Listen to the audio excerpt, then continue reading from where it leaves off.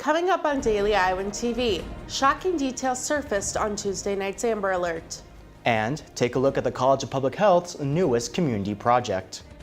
It's a planning project, and so we're trying to look at how we can best help folks who are living in low-income neighborhoods, because we know that folks who live in low-income neighborhoods have more health disparity.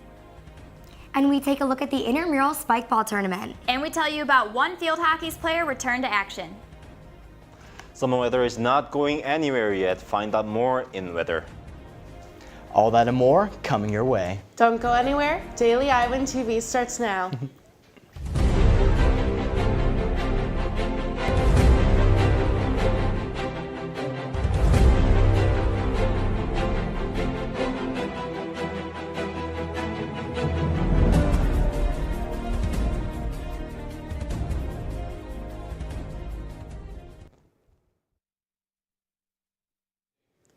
Good morning, Iowa City, and thank you for joining us. I'm Sydney Zatz. And I'm Christopher Cervantes.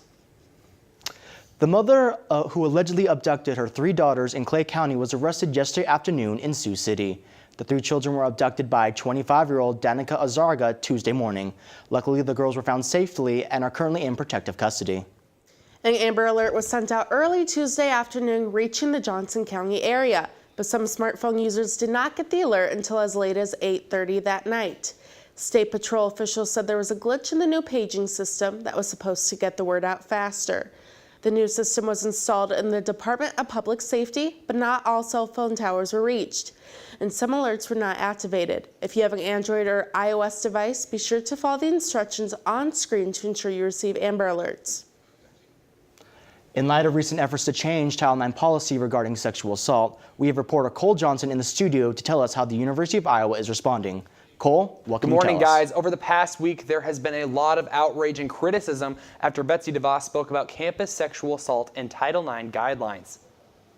Survivors, victims of a lack of due process, and campus administrators have all told me that the current approach does a disservice to everyone involved. DeVos is looking to change the way that sexual assaults are investigated after she says that the Office for Civil Rights has been weaponized. DeVos says that the definition of sexual misconduct is too broad and that it needs to be more precise in order to protect the survivors as well as the rights of the accused. I spoke with a rape victim advocacy group here at the University of Iowa to get their thoughts on her decision to change the guidelines.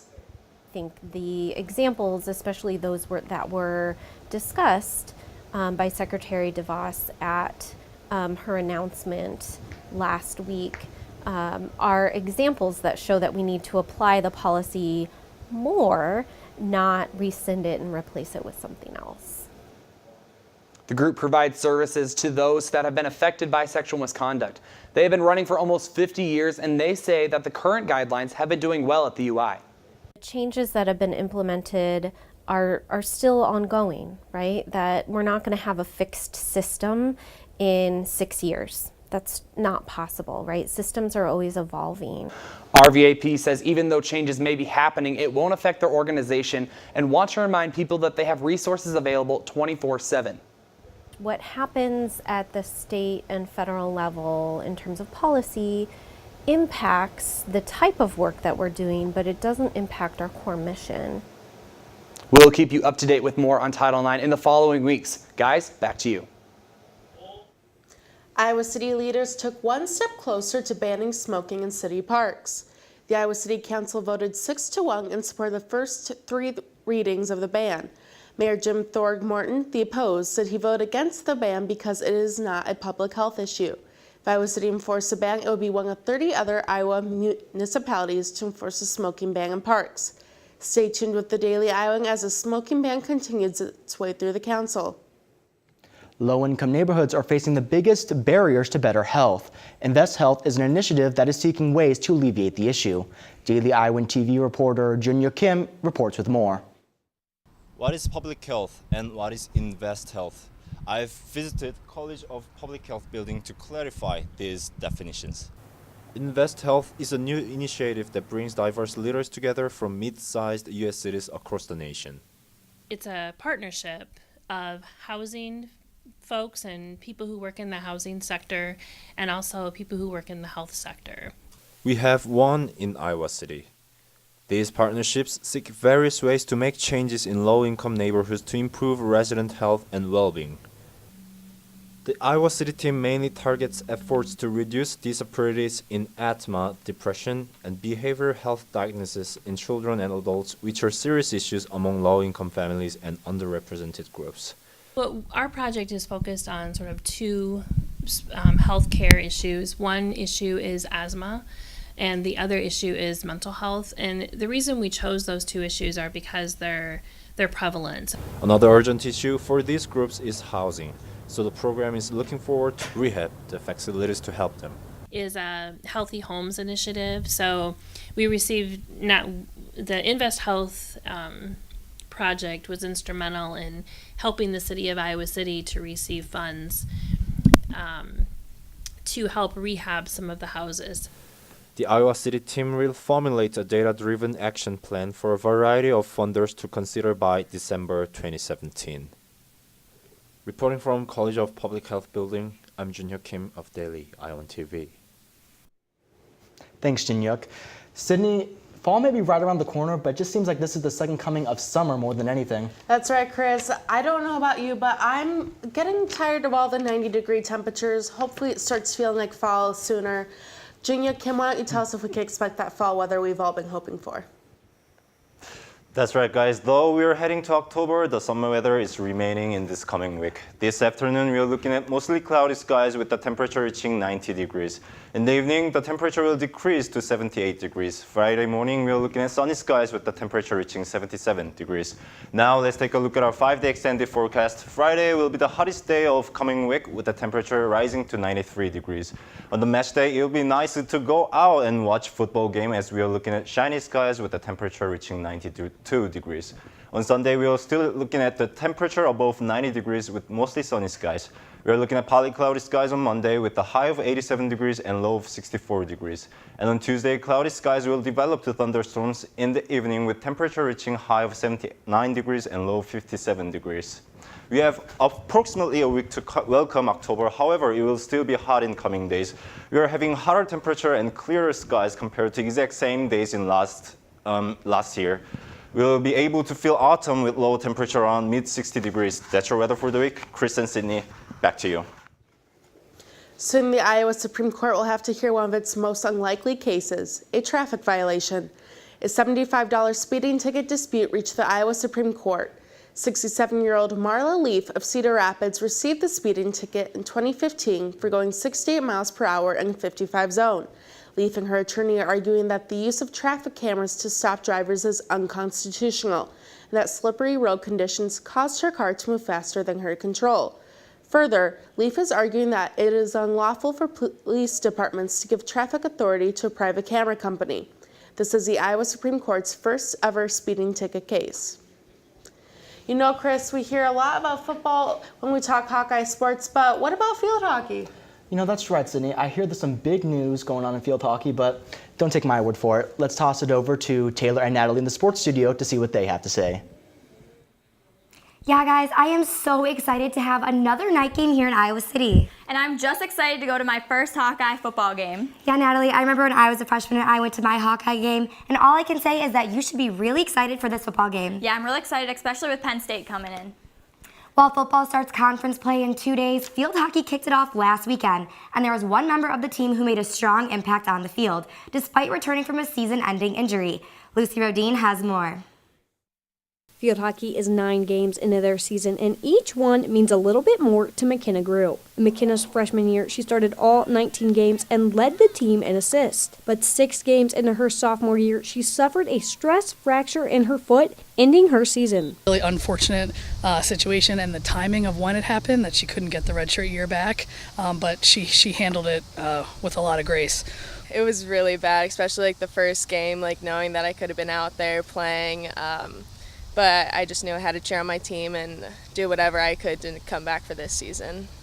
Last season, while McKenna's teammates were out working on the field, she was here at the University of Iowa Sports Medicine Facility, working on her recovery so she could come back just as strong this season. It's always awful to see someone injured, especially McKenna, who wants to work so hard, and she really worked so hard in her rehab to come back, which was always like really positive. She was always up for going to treatment, like always putting 100% effort. So that was really good. When we found out the news, she was obviously very upset and frustrated, but right away she worked with the medical team just to get on the path to being better, and it was a long process that ended up having with a surgery after the first semester, and she did a great job along with John Fraverall, our athletic trainer, and McKenna just plugged away every day, and whatever she could do when she was allowed, she did, and so she came back just as strong as ever. Although her injury did take away her sophomore year, it gave her a newfound appreciation for the game. If I ever took a moment for granted before, I definitely don't now. I have so much fun out there, and we're such a great team this year that it's really good. McKenna's eagerness to get back on the field has already shown in her season. She's played all 9 games and already has 6 assists on the year. Reporting on Iowa Field Hockey, this has been Lucy Rodine for Daily Iowan TV Sports. McKenna and the rest of the Hawkeyes will be back in action this Friday at Maryland. An unusual sport took over Hubbard Park as an intramural spikeball tournament was the main event this past Sunday. Jacob Senstad has more. The sky is gray and cloudy, but instead of raining on someone's parade, it could be raining on a spike ball tournament. The University of Iowa is hosting this intramural right behind me here in Hubbard Park, right on campus, and it's drawing a lot of buzz. Let's go see what it's all about. With the growing popularity of spike ball, previous players have found this opportunity to come out and take on other players. Yeah, just for fun with friends and stuff. We played it in my gym class a lot too, so I liked it.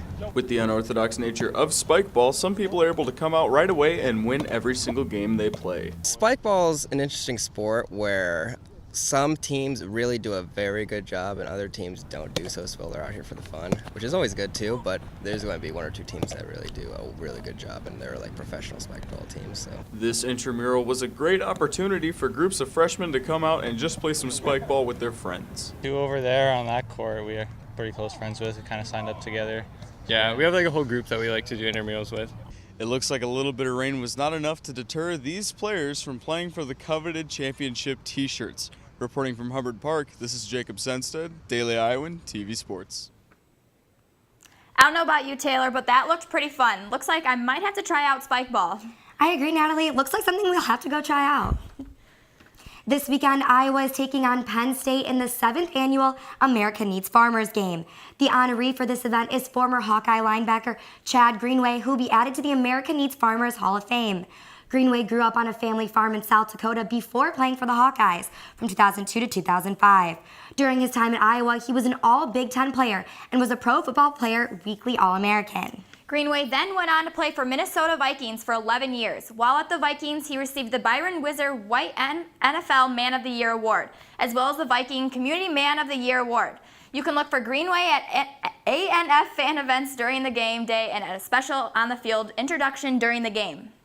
Be sure to tune in tomorrow morning for the pregame show hosted by Mary-Kate Harrian and Zach Mackey. Chris and Sydney, back to you.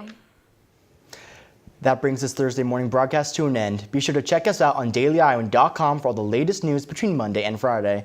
And don't forget to grab a paper copy of the Daily Iowan while you're walking around town today. On stands now. For Daily Iowan TV, I'm Christopher Cervantes. And I'm Sydney Zatz. Have a great rest of your day, Iowa City, and we'll see you back here tomorrow morning at 8:30. Thank you for watching.